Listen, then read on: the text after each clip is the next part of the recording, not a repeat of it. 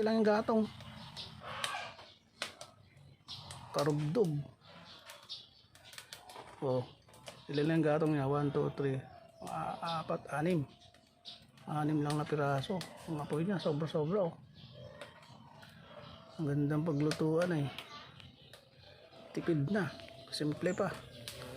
Sabi ng iba, mas masarap pa yung luto ng kahoy pag sa kanin. Lagay ko parehas lang. Pero ang isang pan dito, benefits. Tipid. Ayun oh. Kahoy, nagkalat lang din. Ayun, may mga kahoy pa ako doon. Pinapahingi ko nga lang din eh. Ayun oh. Oh, tibay ah.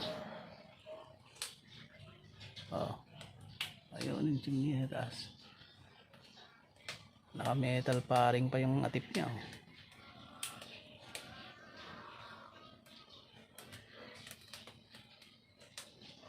Ito ayusin ko rito kapag ayun yung lutuan ko na naman langis ang ginagamit.